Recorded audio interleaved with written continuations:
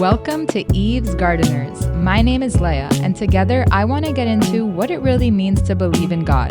Join me in the garden every week to discuss different topics within the Torah, the world's first Bible and my personal favorite subject. Follow along to hear from unique perspectives as well as Torah experts I've had the privilege to learn from. Get ready to dive into the coolest and deepest topics on earth. Hannah, welcome to the garden. Yes, that's me, girl. I'm gonna be like laughing the whole time. It's okay. That's why we're here. The garden, it is a place of laughter. It is a place of joy, and that's why we're here. So have a good time. We be laughing it up. Yeah. So your full name is Hannah Eskenazi. Yeah. On Instagram, Hannah Eski. Yeah. Guys, if you don't follow Hannah already, I highly suggest that you do. I'm gonna give a little synopsis. I don't even know if that's a real word. My Miami education did not do me well, but I'm just going to give a little, in a nutshell, how we met. Okay, look at me using these big words. So basically, the other day, I gave a class. It's crazy. I was just telling Hannah. Crazy. Every single thing, since starting this whole page, she was like, how do you meet people? How do you get guests on? It's all from Hashem, straight up, without a doubt. I know that Hashem is finding me these people because every week how am I going to put a podcast out? And then the guest just finds their way to the garden. I'm here, girl. And by finds their way, I mean Hashem pushes them towards the garden. No, for real. But basically how I found Hannah was, I gave this class for a challah bake. So many things had to happen, I gave this class for a challah bake on Tu B'Shvat. And I just decided to record the class, which I don't normally do when I do live events, but I'm going to start doing it because why not? I'm already speaking. So I recorded it, posted it on YouTube. And then I see this beautiful note page that whatever, she tagged me in this page of notes that she took on the shiur. And I'm looking at it, I'm like, oh my God, I can't believe people are listening, let alone taking notes, let alone taking notes this stunning. No. When I tell you that brought me back because that's how I used to take notes when I was in seminary. That was the only way that I could function in school was drawing little doodles. It was all the different fruits and the tree. I was just obsessed with how you decided to take notes and the fact that you were listening and I read those notes. You were... Dude, I've been literally you and someone else were one of my big influences in my journey and getting deeper with my connection with Hashem. I swear. So when I always I'm always watching your stuff. I'm always oh my God, yes, she's so knowledgeable, she knows so much. I'm always wanting to learn and taking notes. Literally.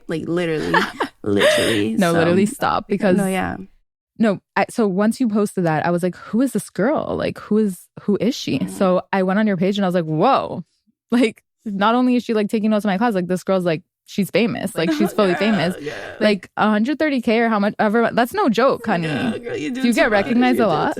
Okay, so I actually do, but I get recognized from so I'm also on TikTok, and I had a time where I was growing on TikTok way more than on Instagram. Okay, but the thing is because I was posting on TikTok at a different time in my life, it was what people wanted to see at that time. It was like I was saying the Alex Earl time, and it was this is a whole part of my journey, but I feel I wasn't being 100% true to my soul and my soul path and my journey, because I was doing it more so for the clout and for my ego boost, and the clout does get to you. It really does. Let me tell you. And it's a test. It really is, because then eventually I kind of I feel I lost myself a little bit, and I was what am I even I don't even going out like this. I'm literally a grandma, honestly, I really don't going out. So you would post getting ready with me videos to go out, and fully Alex Zero vibe, and fully, and then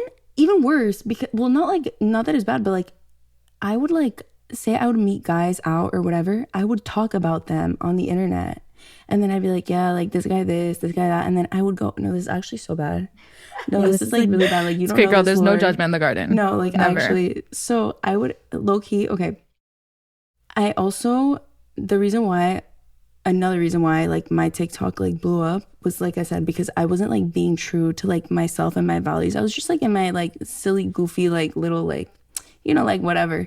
Yeah. So I had my dating apps, and I was on Hinge, and so. Do you remember, on the DS, the Nintendo game, like the Nintendo dogs, where you had like your little dogs and you like had to like check up on them and like feed them. Mine always died. No, yeah. So, okay, back to like the whole Hinge thing. I got banned on Hinge a long time ago. No, you didn't. No, you did not. Yeah, I did. I put my Venmo on there. Yeah, I did. You put you put your Venmo on Hinge? On Hinge, yeah. What does that mean? Like, I'm so like a grandma. No, okay, so it's like you can't do that. Like it's like they're like they know that like you're taking advantage of these men. No, I'm saying like I'm like, girl, you know what? Like I might as well, like if somebody wants to send me money, like might as well just like put it out there. Yeah, wait, honestly, entrepreneurial queen. Exactly. Like you never know. Guys, I'm not giving you ideas. Sorry.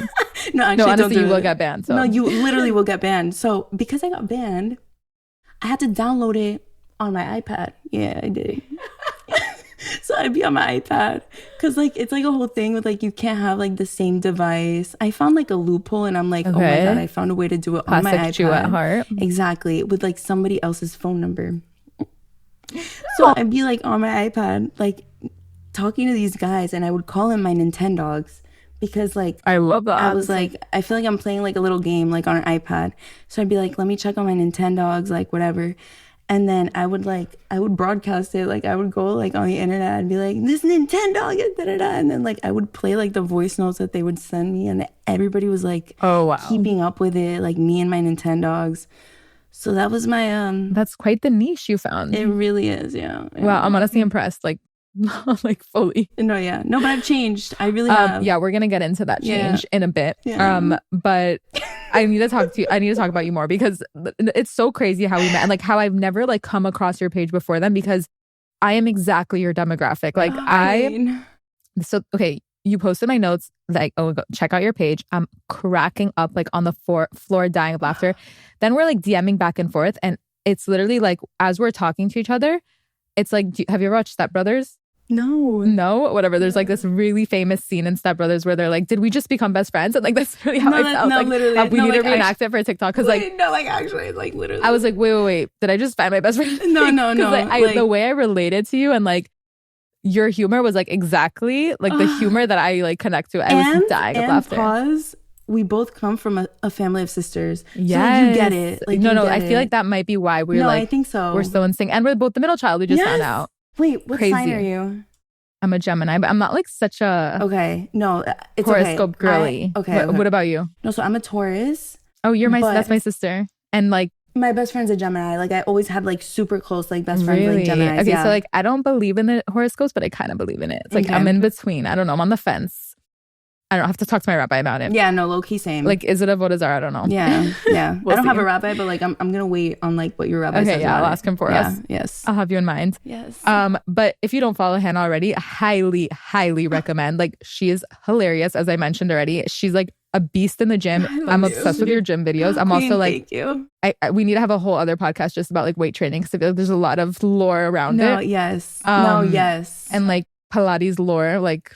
Dude, Pilates is so hard. Like it's so much harder than weight training, and it's like I feel like I have to be doing it for 10 years to see one muscle. No, like actually, like my mom started taking me to Pilates, and I'm like, ciao. Anyway, I'm sweating from the second they put me on that machine. I'm like quaking. Like my muscles are literally trembling. Like I can't. Yeah, like, no, move. And you should see what this girl lifts at the gym. Like it's not a joke. It's easier than Pilates though. For me, I've always found like weight training easier. I just think all these things, like I'm a trendy girl. Like I hop on every trend. I'm a sheep. Like I will follow the flock wherever they're taking me. I am not afraid to admit that. I'm basic. I like following trends, but like something that I hate is the workout culture trends. How like it's just constantly changing and changing. It's just like we always come back to weight training. Like the OG form of working out, which is just like pushing around heavy weights. Yeah. Whatever. Love that you post all about that. I'm like obsessed with it. And the Jewish inspo that you like recently started posting, which I'm loving. Like it's on point. Thank you. So we'll do like a very brief Jewish geography. Okay. Just because like I want to get into the topic so bad. I'm like itching and like twitching. I know. Okay, where did you grow up and how did you grow up? Give us like 2 minutes. Okay, so I was born in Venezuela. Oh, okay, queen. Yeah. So Avraika? Yes. Am I pronouncing that right? Actually, Avraika. It's like the only Jewish school now. Actually, every like, time literally. I say that, people are so impressed. I'm like, it's the only school I've ever heard of. Like, it's literally the only one there. Yeah. No, okay. Like actually. So I was born in Venezuela, and then because of like obviously like the whole like situation with like Chavez and everything. I remember the drama. Yeah, that drama. So I moved to Vegas. Actually, we were there for like a little bit. When did you move from Venezuela? When I was 7. Oh, okay. Like You were 2007. I'm a 2000s baby. Nice. Yeah. So I was 7, and then I moved to Vegas, and we were there for like 3-4 years, maybe like 4 years. And then when I was like 11, I ended up moving to South Florida.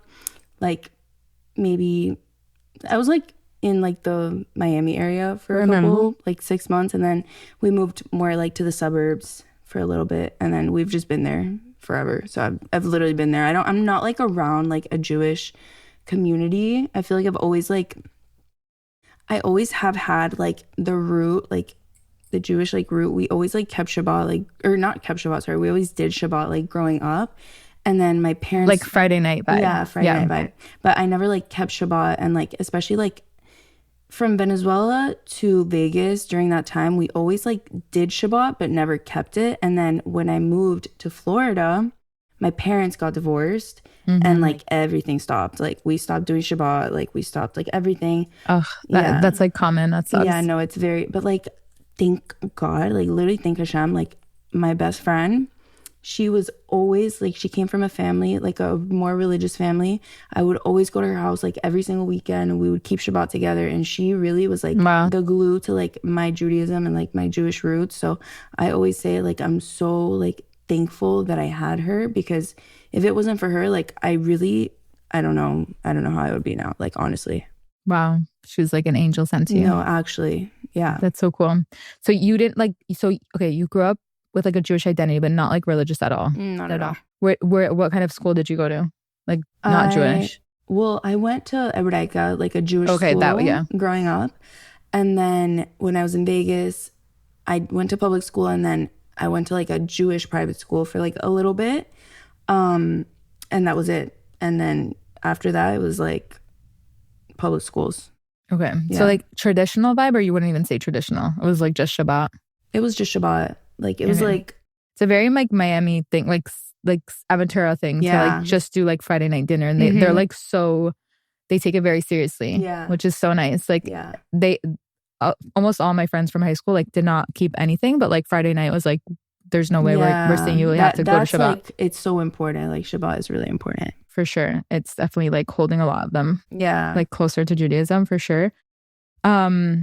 But yeah, like growing up in Miami is so much fun, I feel like, but it could also be like extremely toxic at the same time. Like, I don't know about you, but like, I mean, maybe, I don't know if you've lived in other places since becoming older, but like for me, like from living in Israel to New York to here, like I feel it. I love Miami so much, and like I'm not leaving until Mashiach comes. Like I'll tell you that. Like you're gonna have to do a lot to get me out of here.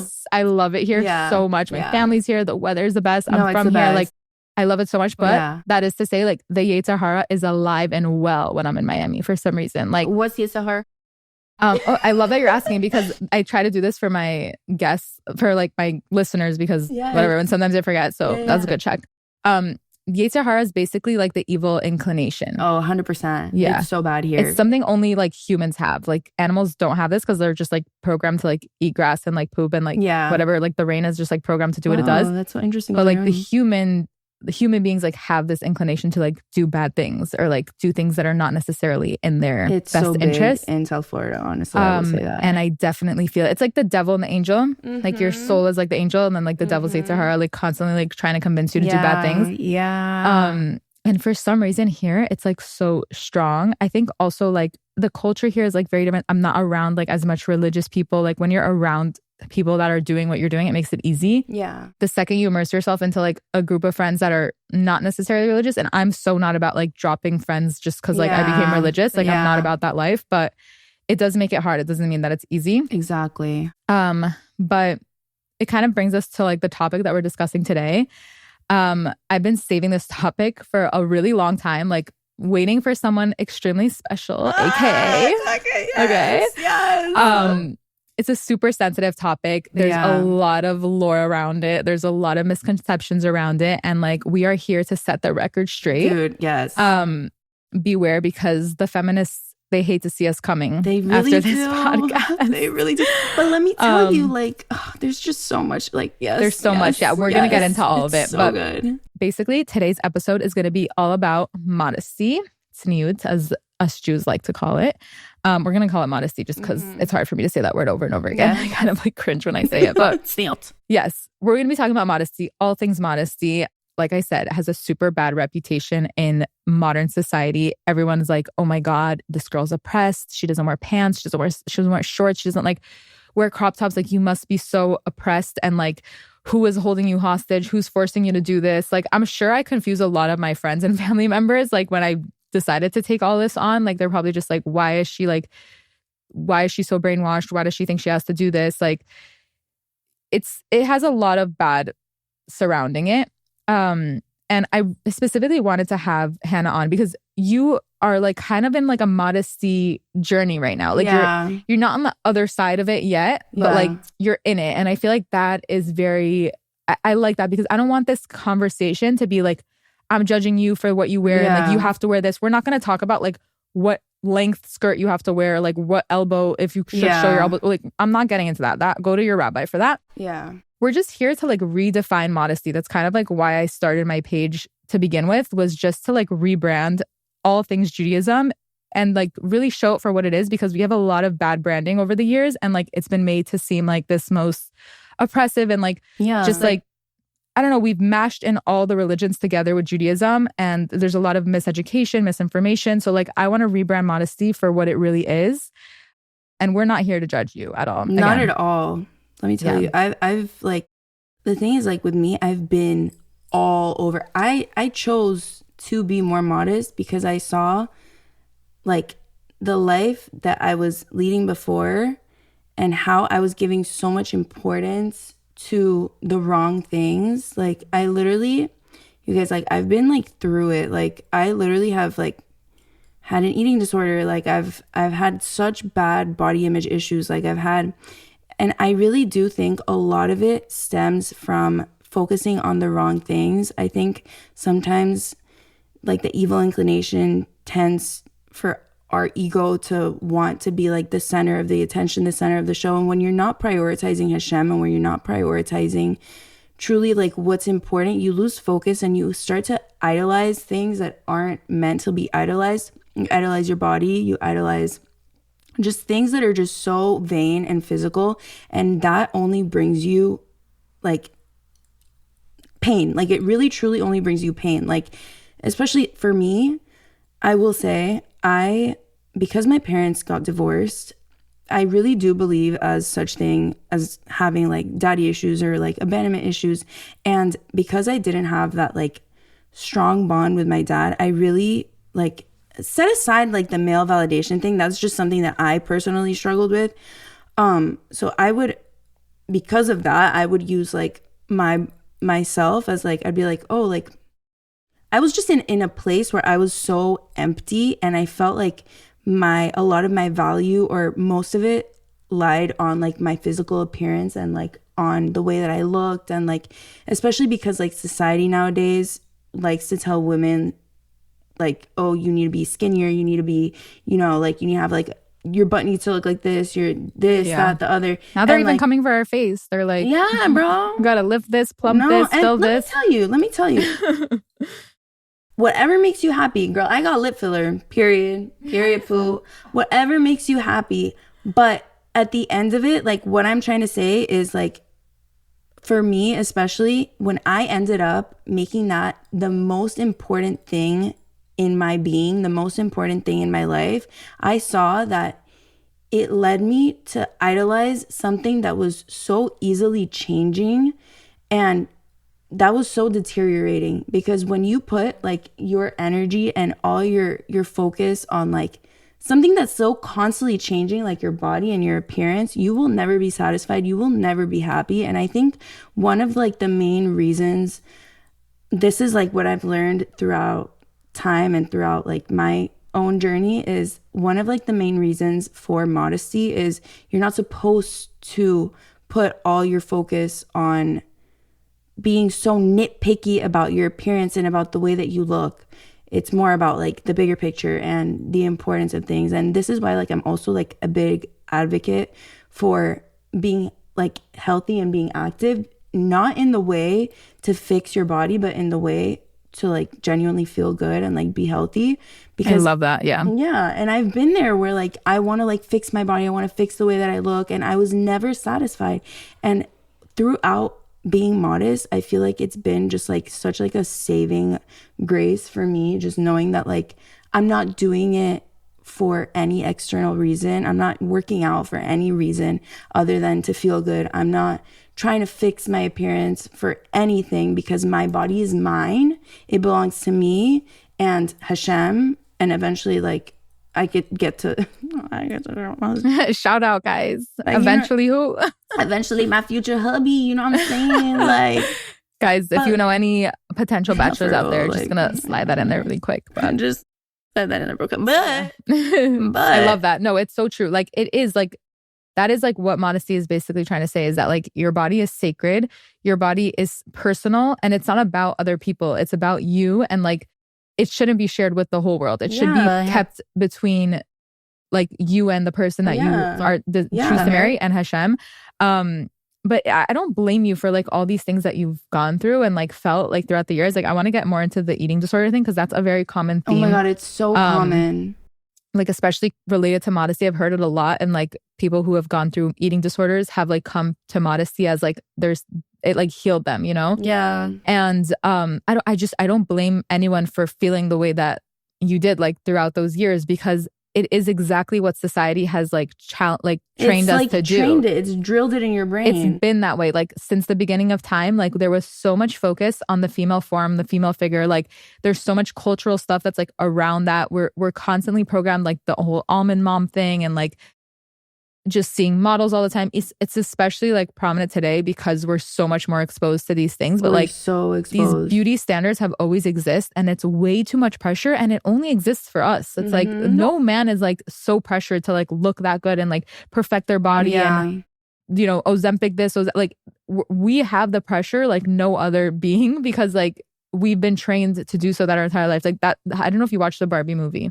Oh, I love so it. Good. No, How I good. Really love it. You know, I heard someone say, they're like, yeah, no, I didn't like it. I'm like, well, I loved it, and I loved everything that it stood for. We can't be friends then. I don't know. No, I actually can't be friends with you if you don't like the Barbie movie. Like, but no, it makes so much sense that we feel this way. Like I remember also like as someone, and I've always been like confident, whatever. I had very like strong parents and stuff that like were like, she's jealous of you type, not like, you know.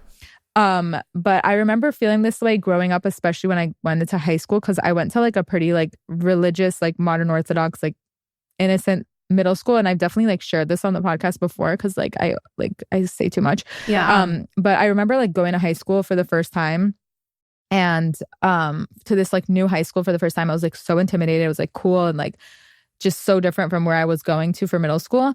And we got invited to like a beach party, and I was like, this is so cool. Like I've never been to like a real party in my life. Like our parties were like someone would like DJ in their like garage. And like we pick up Coca-Cola, and like now I'm going to like a beach party, like whatever. So we go to the beach. We're like changing out of our uniforms into like bathing suits, bikinis, whatever. And I remember like being in the Golden Beach bathroom, like changing in the stall, and I hear like these girls that I kind of like just met, talking about like their bodies, like, oh, my arm is fat, and like, oh, my leg is fat, and oh, my thigh is fat. And I'm thinking like, and I've always been like, I was like very little, like when in high school, I was like this tiny little like stick, and like I never thought about like fat, this, that, whatever. I was like, either you're fat or you're skinny. Like I didn't know that like an arm could be fat, you know, like I never thought about that. That's so crazy. And then I'm like looking at these girls, like I come out of the stall and like looking at me and looking at them, I'm like, my arm's bigger than hers. Like, you know, my thighs, and like I never thought about these things. Like I was just made aware of all these like that you were like, you remember like actually like that event. No, it's like it stays with me forever. I just rewatched Mean Girls with a friend who like never watched it before. So like, this is unacceptable. You're coming to my house this week on Wednesday. We're wearing pink and we're watching Mean Girls. And there was a scene like exactly like that when like Katie like comes to Regina George's house for the first time, and they're like, oh, my pores are huge. This, and I remember like watching that like even back then and thinking like, wow, this is so relatable. Like it really so I feel like it's such a universal experience where like it is. A girl at some point in their life will come to a time where like they're suddenly made aware of like all the things they should be insecure about. And it's so sad, and like it's just, it sucks that like that's how it is. And I think that because I went to that more religious school, like it wasn't really like a thing then, because they were more like, I don't know, there was more innocence. Like our childhood was still kept like childhood. Like even in middle school, it was like, I don't know, Wei went to space and it was like just like stripped away all of a sudden, which was so sad. I mean, whatever, it had to happen, everything for a reason. But like basically like what my goal is for today's episode is to like steer away from the narrative that like modesty is oppressive and extreme, but like change it into this way that like modesty is made for like protection, self-respect, 100%. power, like empowering. Like, dude, not it is the opposite, you know? Do you know how like I feel like such a baddie when I'm like at the gym and I'm like, I lift so much weight and like I'm covering myself because it's not even about that. Like I like I'm like, y'all don't even know what I got going on under here. Y'all don't even but like it's not even like, you know, like it's not even like in my head that it's That's important. so cool. Because I genuinely do it to protect myself. I'm like, I've been through it. And I remember just like looking at myself in the mirror, like being at the gym and just like trying to like be like, oh my God, like this, that, or like flexing. And like, first of all, it takes you out of like the present moment when you're so much focused on your appearance and it becomes your entire world and your entire identity. When that's not meant to be the case at all. And this is why I love modesty, because it stands for the fact that your body is so holy and it's so special that it would be such a disgrace to put such meaningless value, like the value being just the physical appearance. Like there is so much more beauty to the human body. It literally carries your soul, bro. Like my body carries my soul. It's gonna carry my children eventually one day, you know? Like, why am I so worried about the way that my arm looks, the way that like my legs look, the way this, that, and the other? Like, it's really not about that. It's putting so much value on something that's kind of like out of your control and like gonna change regardless, like as you get older. Complex, and like pregnancy, like you get bloated. It's like when you're having your period, you get bloated. When you're pregnant, postpartum, like it's constantly changing. It's out of your control, and it's like you're putting so much value and emphasis as if like that is like the most powerful and like amazing thing about you. No, it's so sad. Yeah. And I think that the reason it gets like a really bad rap, and like pretty much everything in Judaism I could say this about, but like it's not an extreme religion. Like it comes off as extreme to like the average person who's looking at it, but like it's just because the world that we live in is so beyond extreme that I actually find that Judaism is like the perfect balance, because it's not like, I agree. I could do this with every single mitzvah, by the way. It's not like Judaism is telling you like Taliban, like cover up, only show your eyelids. Like that's all, like we have to be completely like unattractive and like cover up every single thing about ourselves. But then like, it's also not telling us like it's just like the world that we live in now is so extreme in the opposite way, where it's like we have people like Chappell Rowan like pulling up to the Grammys or whatever, like nipples out, like her dress is literally hanging on by a thread, like attached to her nipple, like walking up to places naked, like people literally like showing every single part about their body. Like, okay, is that not extreme though? Like where is like the normal ground? You know what I mean? And you know what? Like what I find is that people see that and they kind of like, they bow down to it. Like, they're like, oh my God, yes. That's like, power. Yeah. When in reality, it's like, girl, like, I really wish that everyone just valued themselves more than just to their physical appearance. Yeah, but it's so twisted. Like, how is really that twisted. Power? Like, we've gotten into this narrative, like in the feminist world, where like, that's power, like being free the nipple, and like I could do whatever I want, like no one's gonna tell me how to live and whatever. But like that's the opposite. You're literally giving up your power. The most like powerful sacred thing. Like God is literally saying, and I love, do you follow Rachel Leah? Oh my God, I think I do. You've definitely come across her videos because she says a lot of the things that you've been saying, like she, oh yes, I love her. She constantly posts at the gym, like especially like about how like women at the gym are like wearing nothing, and like we constantly think that we have to be on a stage, and like she's very intense, but like a lot of the things are very triggering, but like true, and I think that's why they're so triggering. Yes, I do follow her. Yeah, she's basically saying like we don't have to constantly be on this stage. Like why are we constantly like acting like our bodies is like the most important thing about ourselves? And like that's what these celebrities, like they have it twisted. Like they think that's empowering, that's like strength, that's whatever, but like girl, like you're giving up like your biggest, like one of your biggest strengths, like for free. For what? Like for literally for what? And like Hashem is saying, like Rachel Leah says this a lot. It's one of my favorite things that she says is that like the female form is like the arguably like the most beautiful thing that we have on earth. Like 100%. it is one of the most beautiful things. It's intoxicating. People write like one of the most famous books, movies, whatever, literally like written about like the female body and like artwork, and going back to like Michelangelo or whatever. Like they were obsessed with like the male and female body. A lot of people don't know that men also like have some rules of modesty. It's not as much because the male's body is not as attractive. Because we're baddies. That's why. Like, but we're way more, our bodies are way more beautiful. You know, we have like, our bodies literally have power. I brought this up on the podcast with Rachel Leah, how like, honestly, I'm not going to get into it. But, our bodies are so powerful, like actually so powerful. It's the number one thing that sells. Like if I studied marketing, it is the number one thing they tell you is like, sex is the number one thing that sells, but it's like a cop out in marketing to like use sex because it's like the easiest way to get people, you know? Back to my whole journey with like TikTok and everything. Girl, my account was blowing up when I was pulling up with like the mini skirts and all this. I'm sure. I was blowing up because everybody was like, oh my God, like she looks so good, like da da da. And I was like eating that up. Like it fed my ego, I'm not gonna lie. I was like, it was giving my clout, like, oh my God, like whatever. And let me tell you, I had to check myself and be like, this is not all that I am. And I love that you like, I love Rachel Leah. I love her. She like, if you guys don't follow her, like you need to follow her. Like she speaks so much facts on this. And I remember like a long time ago when I started like peeking into my modesty journey, one of her videos actually stuck out to me. I think it was about Melania Trump actually. Okay. And how before she was, I guess like the first lady, she would like wear all these how she changed in her dress. She changed, and now people respect her way more. I have to watch her documentary. I heard it's amazing. Oh, I haven't seen it. Should we go together? Yes. Let's do it. Yes, let's go. I heard it's really good. Oh my God, we have to watch it. Yeah, politics aside, like Melania is a bad. She's such a baddie, bro. I'm sorry. I fashion icon. Such an icon. Like first lady twice. And she's not even from here. Like, girl, go off. No, she's such a baddie.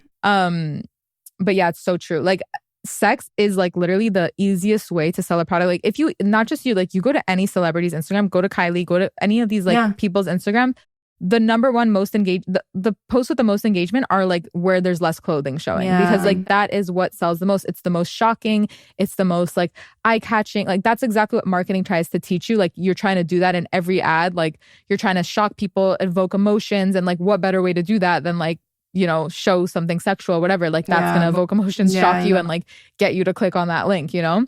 But it's a cop-out. It's like, it's literally a cop-out because it's taking something that we know is so powerful and so like intoxicating, so unique, like so, and just giving it out. And just giving it out. Yeah, I fully agree. Giving it out for clicks. I fully agree. And it's so sad. It's so sad. And let me tell you from like personal experience, people respect you way more when you show up modest. And modesty doesn't only go for like clothing. It also goes for the way that you carry yourself. 100%. It also goes for the words that you talk. I stopped, like, I don't curse as much as like I really don't curse like anymore. Wow, like good for you. I fully, I'm like, I can't, like, dude, when I tell you I'm traumatized from the person that I used to be, Hashem literally showed me. Hashem, it's okay, she's a part of you. No, she is a part of me, and because of her, I am who I am today, and I've learned so much along the way. I'm like, I feel like I have to protect everyone who has been in the same, or who is in the same shoes as I was, because it's very Justin Bieber of you. Your life changes when you start to respect yourself, and when you start putting less value on the vain things in life and start giving more value to like the spiritual things and the things that actually like are meaningful. Yeah, like you were saying, like you were constantly trying to like fill this void that you had constantly with like attention and validation, and it was just like it was still there. Yeah. Because all those things are such temporary validation. Like we have an ego. We often like associate ego with men because their ego is generally bigger. But that doesn't mean that we are immune to the ego. Like every like human beings, like we come from like animals. Like we're connected to animals in some way. But we all come with this ego of like putting ourselves first and like loving that attention, loving validation. I think the ego just like transpires maybe differently for women, like in a more attention seeking way, like validation seeking way, emotional validation. Like we we thrive off of it, but it's like such instant gratification. It's not long lasting. It's not going to like fill you up. Definitely not for a long period of time. But I really want to go back to what you said about like how modesty is not like about clothes, because that is something I think is like a hot take in the religious world. And like people that are religious like don't like when I say this, but I actually find that like the clothes are probably like the smallest part about it. Like the knees and the elbows, like that is like, if that's like where like you're thinking like that is modesty, like I covered up my knees, I covered up my elbows, like I'm good to go. Like no, like you've lost the plot. Like that is a tool that Hashem gave us because we are physical beings and like we live in a physical world. So he gives us physical tools to achieve like spiritual, emotional, like reality. And so he gave us these tools of like covering up certain things to suppress the ego, to like gain that like spiritual awareness of like how valuable your bodies are. Like that is really like the secret sauce to why we're doing all this. Like if like I feel like the clothing is really like the smallest, most physical part about it. You have to have the mentality to then use the clothing and all these other things to the best of the ability. That's why people usually see it as like a rule and oppression, because it's like, oh, they're forced to do this. It's like, no, this is more so like a tool. It's a way to help. But like behind it all, you gotta have like, you have to learn the reason why you're doing it and develop that mentality to then cherish it and value it with the value that it has. 100%. It's also like, I feel like I said this before and I say this a lot, that like a lot of times we mesh together all these other religions that like have similar rules to us. Like just to get the facts straight, like we like started this whole like modesty thing. Like we started like fasting. We started like all these things that like other religions have taken and like maybe like interpret it in a different way or whatever. There's just like different reasonings why different religions do certain things. But like, because like, let's say for instance, like Muslims like believe in modesty and Jews believe in modesty. Oh, it's for the same reasons. Like I haven't studied Islam like to the fullest. Like, sorry, I don't have the time. But at least for Judaism, like just based on like the whispers that I heard, like in Islam, it's like about like covering up for like to be like less attractive. That's why like in certain like extremist Muslim countries, like they have to cover up everything besides the eyes because it's about like hiding your beauty and whatever. I actually think that modesty in Judaism is so far away from that. Like modesty does not in any way, shape, or form equal ugly. Like to me, no, it doesn't mean that you're supposed to be like unattractive. Modesty does not equal unattractive. If anything, it is supposed to uplift like your charm, your beauty, because when you cover up the things that are like not necessarily important, but like you're still showing like your face and like your glow and your personality, and people can actually like focus on like the things that matter about you.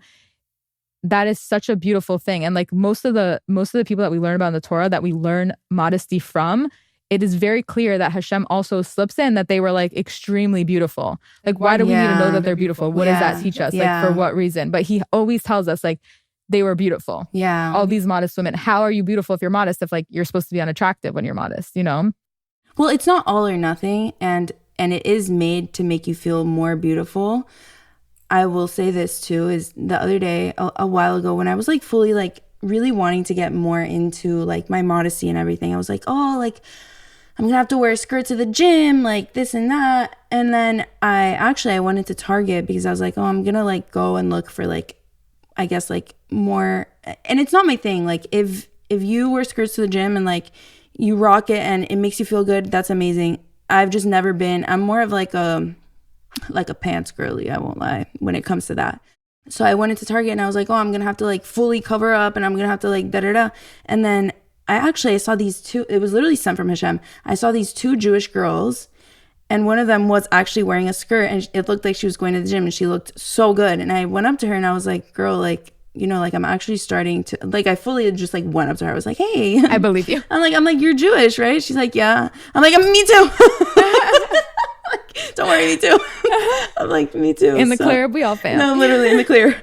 So I was like, you know, I'm actually in here like looking for clothes, more modest clothes to wear to the gym, and like, you know. Oh, you saw them at Target? I saw them at Target. In like modest activewear. I thought you saw them at the gym. Okay, that's cool. I saw them at Target in modest Hashem be sending you those angels. And that's what I'm saying, girl. So I saw them in Target wearing like like cute like gym modest like skirts and whatever, and I was like, girl, like you look so good. I feel like I'm here looking for like modest gym clothes, and like I don't feel confident in like skirts to the gym or whatever. And she told me this. She said, girl, and she was like in a tight shirt and like in her skirt, she was like, listen, if I was extreme, I would not be wearing a tight shirt. It's all about what makes you feel good. And it's all about the mentality of being modest. Me wearing a skirt makes me feel modest, and me also like wearing this tight shirt, like it makes me feel good. And it's not all or nothing. It's whatever works for you and whatever way you can be true to yourself and to your modesty. And whatever way it's going to be sustainable and still make you feel beautiful. 100%. It's such a journey. It really is. That's why. And I always felt guilty. I'm like, oh, like, but I'm not like wearing guilt like, should be no part of the equation of growth. No, not at all. I was like, I'm not like wearing skirts to the gym or whatever, but it's not going to be sustainable for me because it doesn't make me feel good. If you do it like all at once, that's my like biggest advice when people ask me about like becoming more religious. I'm like, as slow as you possibly can. Like that's why I've literally called this the garden, because like that was advice that I got when I was growing. Was like one of my teachers, Orly, shout out, she said like, girl, you're going way too fast, like slow it down. Like in a garden, like you just plant things, you wait for them to grow, like you don't just like rip out a carrot right away. Like you have to plant the seeds, you got to water it, you got to enjoy the process, like, and take it on at your own pace. Like when I started to become modesty was the hardest part of my whole religious journey. Like I decided I'm going to be religious because I know that this is the truth. And like from there, I started taking things on slowly. And like I was already doing things like growing up, like certain things. So certain things were easier than others. When it came to modesty, like I grew up in the fashion world, like all my life. My parents are like both in the fashion industry. And like my mom is literally like the biggest fashionista you'll ever meet. And I'm obsessed with like trends. Like I said, like I love like seeing things, Pinterest, whatever. Like it was so hard for me to like get rid of all these like this amazing wardrobe that I like built up for myself, you know? Yeah. All my jeans and like all these things that like I took from my mom, like whatever. It was very hard for me to like let go of that. But it wasn't like from one day to the next. I was like, I'm throwing out all my jeans and wearing skirts. I actually heard from someone, I wish I talked to her like sooner, because she was like, I actually I like say, don't throw anything out, like repurpose it or whatever. Like just don't throw anything out. Like she said, that's like so heartbreaking. And like, it's too like, intense, you know? But when I started becoming modest, that was like really the last thing that I took on as part of my journey. Like I remember the last time I wore pants was like on my way to Israel, like in the airport, to go to seminary. And I was like, I know that like I'm coming back like only wearing skirts because I'm going to seminary. Like you have to wear skirts there anyway. So like this is the time. And I already like pushed it off. Like the gym was the last place where I was like, okay, it's fine. Like I could wear leggings at the gym, like whatever. Like that was like the only place where it was really hard for me. It's also hard. like the beach, so hard. But it was like little things, like very different like things at a time, and it's gonna look differently for everyone. Like for me, like it was like, okay, first I'm gonna not wear shorts, I'll just wear pants, I'll just wear skirt, like mini skirts. And like, did the mini skirt make any difference to the shorts that I was wearing? No. But did it like, was it a part of like my next step? For me, it was like, you know, I was wearing the tiniest skirt I could find, but like I was wearing a skirt, you know, like it was, I was like no longer wearing shorts and long sleeve shorts. Like I got rid of the tank top. Like I slowly got like added more fabric, but like in a very slow pace.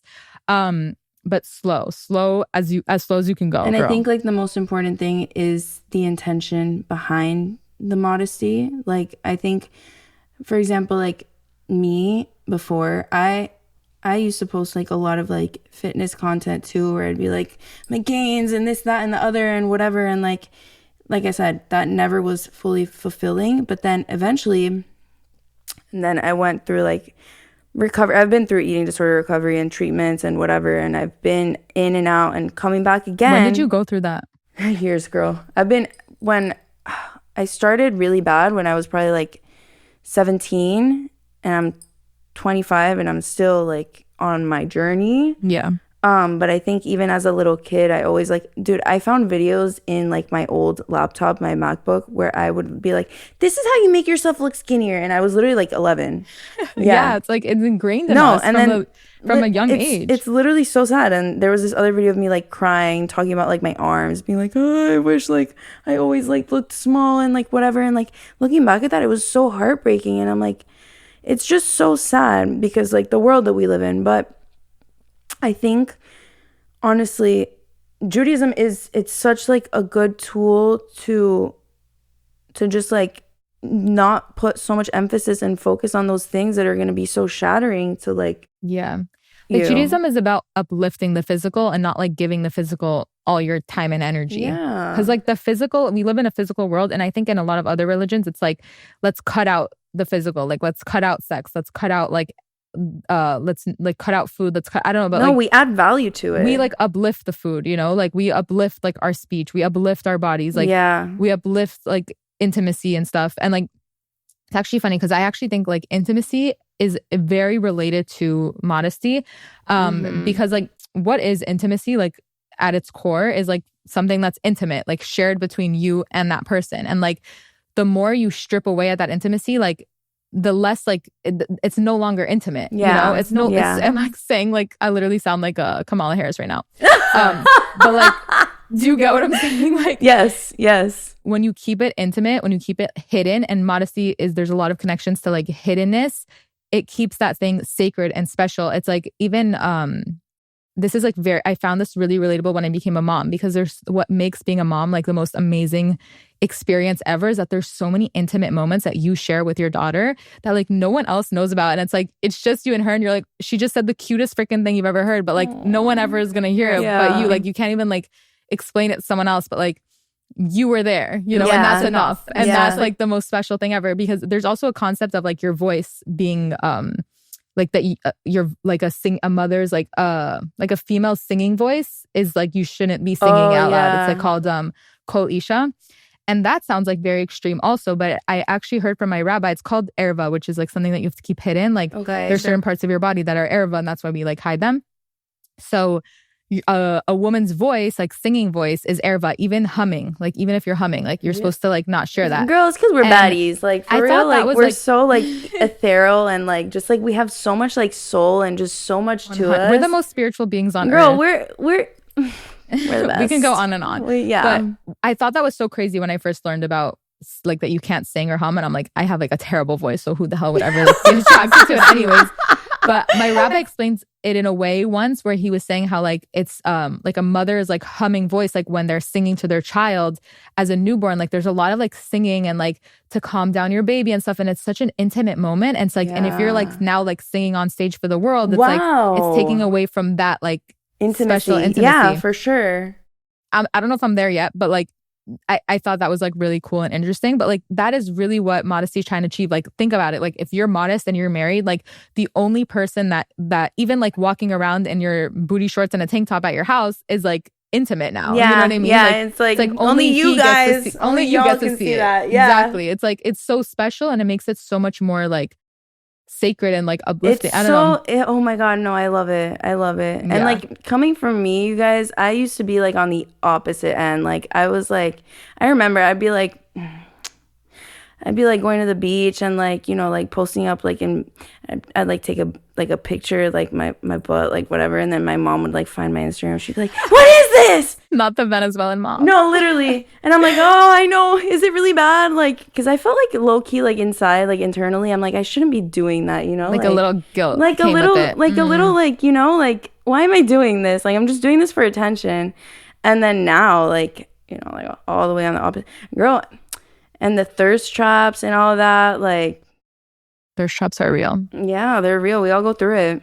Yeah, like it's just modesty is way more about yourself than like men not finding you attractive. Like there's obviously like an aspect to that. I want to like touch on that a little bit. Yeah. But like it's way more about like protecting yourself. Like Hashem is saying like protect yourself. Like do not like I refuse. And this is actually a quote from Rachalea. I'm going to quote her a lot because I love her on this topic. Yeah. She was like, God literally says like, I refuse to let you like be on this stage like all the time. I refuse to like let you like go out exposed like that. It's like the more also like going back to this whole hidden thing, like the more you expose parts of yourself, like intimate things that should remain intimate, and you expose it to danger. Like that's the whole concept of like Ayn Hara and all this stuff. Like that's a big reason I talked about this on like a previous podcast, how like I chose like not to share any of my family on social media after like in the beginning I did. Like my daughter gets a lot of engagement. She's the cutest person on the planet, but like I decided like it's not worth like stripping away at the intimacy. I used to be the same way. You know? I used to be the same way. And I was actually talking to my dad about it yesterday because I was like,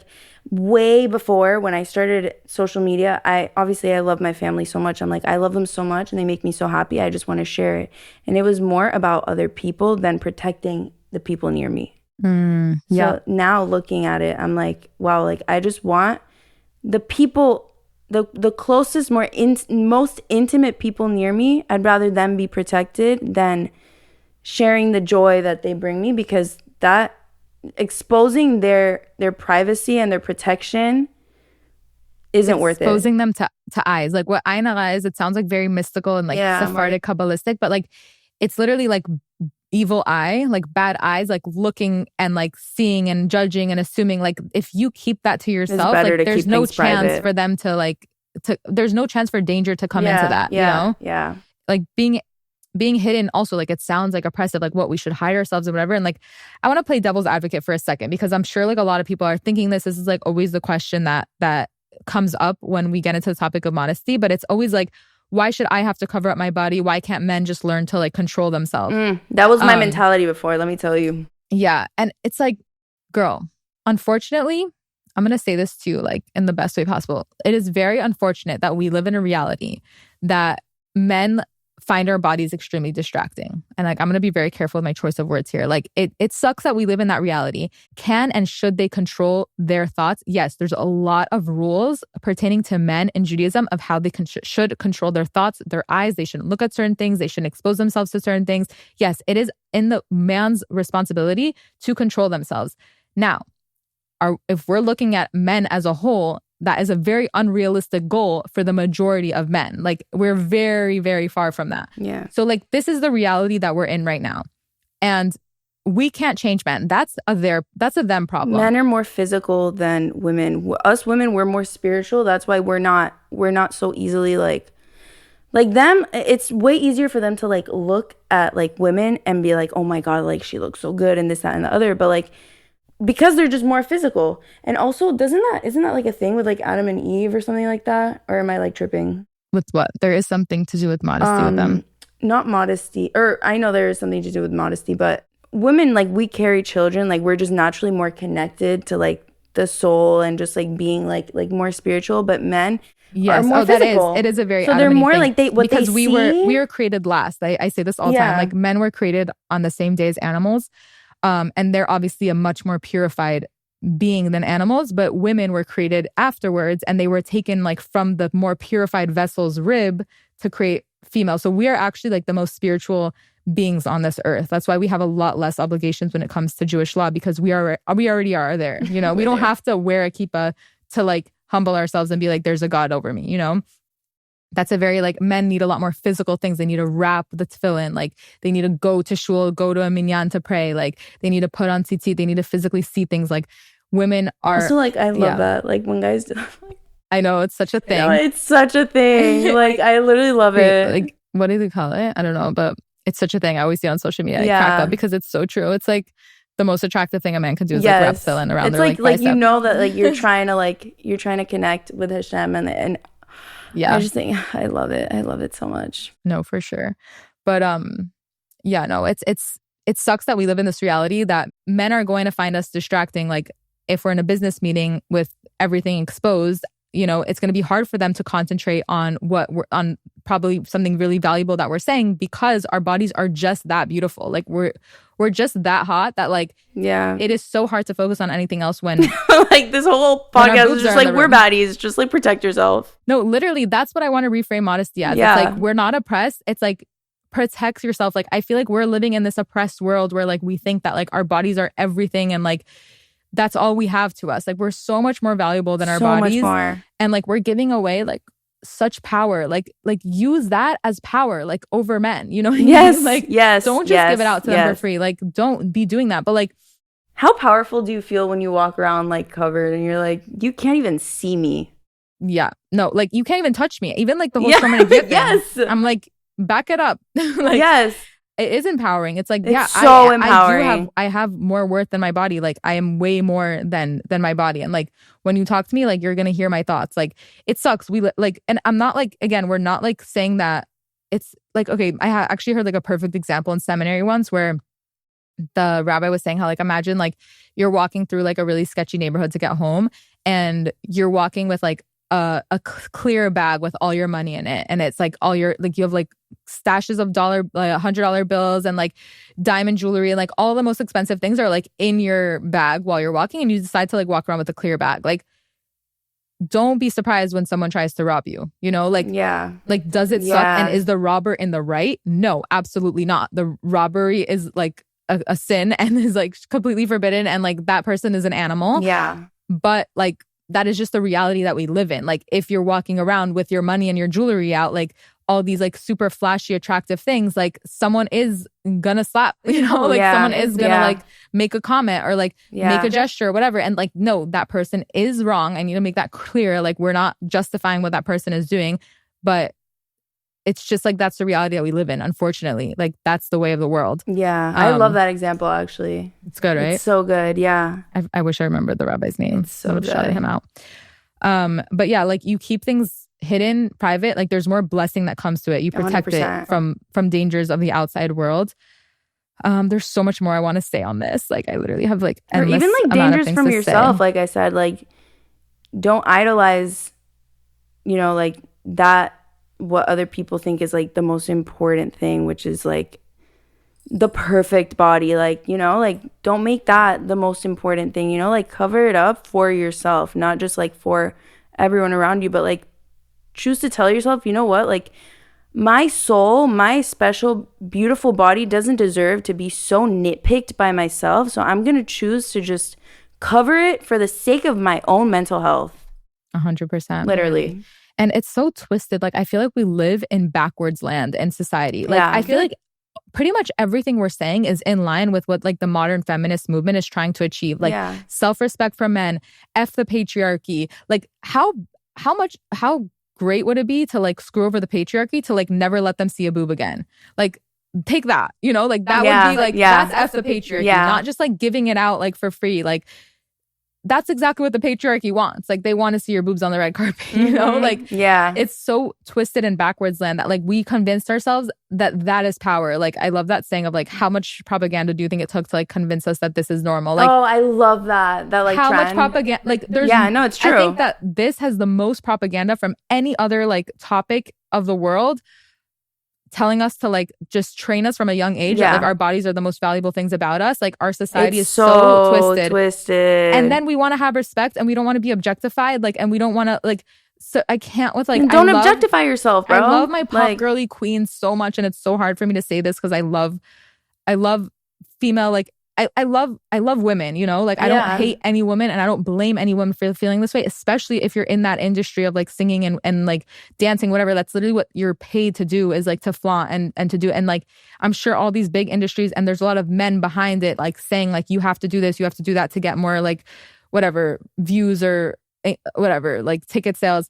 But like people like Sabrina Carpenter saying that they don't want to be objectified, they don't want to be sexualized, but like their whole concert is like about objectifying and sexualizing themselves. It's like, girl, what are you doing? Like, seriously, what are you doing? I fully agree with that. Rachel Leigh also talked on that. She said about like Tate McRae and stuff like that. Tate McRae made this like one video where she was like, you know, like, I really want to be more like taken seriously or something like that. Like, she was like, I want it to be more about like my just like my talents and whatever, and I don't want to be, it was something along those lines. And Rachel Leigh talked perfectly on it. She was like, your whole propaganda, like your whole thing is about sexualizing yourself. Yeah, like, stop giving everyone access to like your power. And you know the whole thing too with like mysterious culture, like oh, like trying to be mysterious, but girls stay mysterious. I know, that's like, I actually wanted to talk about that because it's true. Like, I'm like always trying to be mysterious. I feel like I'm such an open book though. Like, I wish I was. I wish I was more mysterious, but like, how much cooler would it be? Like, stay mysterious. Like keep, even like, I remember, I think I talked about this really recently on a podcast where like, in high school, I had like a foreign exchange student from Italy, like stay with us, whatever, long story. And after school in high school, like me and my friends would always go to Fujihana, like this like sushi place. And we would just like sit, like chat, whatever, like yap it up. And we would always like get into like the guys and the tea and like, oh, like me and this guy, like we finally went to third base and like this, like whatever. Like everyone's just like spilling the tea on like their relationships, like whatever, their situationships. And like my Italian foreign exchange student girl is like sitting there, not making a peep. She's just like jaw on the floor, like shocked by us. And then we know that she has a boyfriend. Like she told us she has a boyfriend. So all of a sudden, like one of the girls in my like friend group was like, so like, are you going to tell us anything about like your boyfriend? Like, do you have anything like to share with the class? And we were so rude in high school. And she was like, why would I share that with you guys? Like, that's like between us. Like, why would I like tell you guys if we've done this or this or that? Like, and at the time we're all like, wow, this girl is so prude. Like, yeah. Like, what is wrong with her? But now you're like, oh my God, I get She was ahead of her time. Yeah. Like, yeah. She was just way too mature. And like, Europeans are just so much cooler than Americans. Yes, like, in every way. I wish. Like, we're thinking like we're cool. Like we're like out in the open, like sharing every detail, like literally everything, guys. And like this girl's like won't even give us like a glimpse into her like relationship, like physically. At the time I was like, girl, you're crazy. But like looking back, I was like, wow, what a G. Like that's amazing that she's able to like do that. And like even like that whole concept now of like dressing for the female gaze, like what more is like female gaze than like like modesty? Yes, you know what I mean? I completely agree. Like dressing for the male gaze is like booty shorts, crop top, like pulling up, like boobs out. Like that's the male gaze. We've all been there, girl. honestly. I have been there. Like we've all been there. But yeah, we don't like value ourselves enough, and like the empowerment around this is so twisted. It's like it's really bad. Yes. Yeah, I have so much to say about this. No, we could do literally, like 10 more episodes. Like actually, like yeah. I will say, like, if you guys haven't watched my Birkin bag video, like that kind of like sums up a lot of it. Dude, that's how it wasn't even my thing. That is literally how I found really? you. Yes. That was crazy because basically my good friend Rinatsu Belli was the one who came up with that theory, if you know her, would like make a lot of sense. Do you know Rinat? No, but I'm saying like your friend came up with that? Yeah, like we were just like, she's like the type of girl, if you're with her, like you will be getting into the deepest conversation of your life. So like we're just like chatting, whatever. And she like randomly like throws, and she's also like, whatever, I'm not going to share too much about what she's going through, but whatever. She just like randomly like shared this Birkin bag theory just based on like the place that she was at like in her life with like modesty and like how she feels about it. And I thought it was genius. So like I was at this modesty panel at like the school that I went to, and they asked like us the question that was like super connected to that. So I just showed like said the example. And it's basically like saying that like when you go to buy a Birkin bag, like you can't just like get it off the street or like get it at any place. Like you have to like, you can't even go to the store and get one. Like I'm not like a Hermes shopper by any means, but like I heard the tea. Like you can't just go out and get a Birkin bag. Like they're not offering you anything. Like you got to work your way up to the Birkin bag. You got to buy like, you got to go through the homeware section. You got to go, they even sell like horse saddles. Like you got to like buy every single thing in that store. I had friends who were literally buying like Hermes like plates and ashtrays. Just she's like, I don't even smoke, but like I need to get my Birkin bag. She was literally buying everything, a spoon, makeup, whatever, just to get to the Birkin bag. They don't even advertise them, right? Like I'm pretty sure they keep them like hidden in the back. There's no discounts. There's no Instagram collaborations. They have They're to not call giving you out to influencers. The sales associates. It's like you should be so lucky to even be presented with one. Yeah. And if we're putting that much emphasis on a bag, a piece of leather, like how much more so our bodies, like the most beautiful, 100 special, valuable things. Yes, literally yes. And like I had a lot of hate comments on that video. I don't care, honestly. Saying like I hate that we're like objectifying women and saying that like we're a bag. Like, girl, you missed the point completely. That's not the point. Yeah, like not the point. Dude, it's a metaphor. No, I'm telling you, like it's that. Do you know what? Have you ever heard Kal V'chomer? No. Do you know who Rashi is? I'm sure, but okay, Rashi's like I always talk about him, and I like don't realize like most people have no idea who the hell he is. But he's like a famous commentator in the Torah that like he was literally like a genius, like literally knew the Torah like the palm of his hand back and forth. Like he was actually like one of the biggest scholars, geniuses of the Torah of that time. And like still he's like the number one commentator in Torah. Almost every Chumash like Torah printed today has his commentary on it because he's that iconic. And he always says this phrase like Kal V'chomer, how much more so. So it's like it's so related to this. Like if you're gonna put that much emphasis on a bag, how much more so 100%, your body? 100%. That was the point of the analogy, not saying that you're a bag, that like you missed the plot. Yeah. But it's exactly that. You know, also what I realized about Judaism, everything is poetic. It's all a metaphor. It's all way deeper than what it seems. It's a poem. Torah is a poem. It's People such a think it's like a poem. history book or a science book. Like, I'm going to go to the Torah to see how the world was created, or if I should get the COVID vaccine. Like, girl, no, go to your doctor. Yeah. Like, that is not what the Torah is for. It's a poem. And what does poetry do? It teaches you lessons. It's a book of lessons through poetry because it has to last like millions of generations. And like, you can't just like write it out straight up because like, we're not going to understand what like cavemen were reading. Yeah. So God had to whip up the poetry to like make it applicable for today and for like generations to come, generations before. But it's just a book of lessons. That's really what it is. Everything it's learning from physical is metaphorical to a way deeper meaning. It's the craziest thing. Like, even when you're washing your hands, like before you eat bread, it's to clean away the arrogance. Like, you really think you deserve to eat it just because you do. You know how much work it takes to make bread. You know how who gave you this? Like, girl, it's all we need to from do more Hashem. episodes. I know. Yeah. And I just want to close because this episode's going to go, we need to close because like I could literally talk about this forever. But like this episode's actually going to be published on Purim, my second favorite holiday. I'll go to Hanukkah, but my second favorite, still a big deal. It's a lot of holidays. This episode's going to drop on Purim day, or Purim night, I don't know. And what we're talking about is so connected to Esther. Like, I'm not doing a Purim episode. This is the Purim episode. Period. But Esther is like the epitome of modesty and like hiddenness and like showing how like things that are hidden is the most powerful thing that you can do, because like the Purim story is all about being hidden. Hashem is hidden throughout the entire story. Like, if she didn't hide herself the way that she did, she couldn't be making the power moves that she was making. And it's like completely the opposite of like Vashti, the queen that was prior to her, like the most unmodest, like just like egotistical, arrogant, like thought she deserved everything. And then like comes Esther, like keeps everything to herself, her whole identity. And like she moved so powerful, but so quietly. And like, that's like really like, if you look at any like powerful force in the world, that like the FBI or like the Mossad, like all their moves are made in like complete secrecy, because that's where you're not exposing it to danger. The same way like our bodies, like, and like our like certain things about you, like you keep that secret, it remains like super powerful. You give it out, you're exposing it to like being stripped away. That power gets stripped away. Everyone needs to hear this entire like episode. Like, literally, we need to broadcast this live to every single girl ever.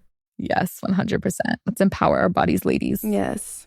It's not about oppression. Please, it's really not. Us. It's really not. Anyways, that's our episode. Do you want to leave off the gardeners with anything? Where can we find you? We said on Instagram, but TikTok's the same. Okay, on Instagram, Hannah Eskenazi, and on TikTok is Hesky, Hesky, and Instagram, Hannah, HANNAH, Okay, love this. Guys, my new best friend. You killed it. I love you. Girl, you killed it. Are you kidding me? You literally spoke facts. Thank you so much for growing with us today. If you enjoyed this episode of Eve's Gardeners, share it, like it, comment, subscribe, whatever else there is. I would seriously appreciate it. And if you want to stay up to date with new episodes that are coming out, follow at Eve's Gardeners on Instagram and TikTok. I cannot wait to hang out in the garden again next week. Bye.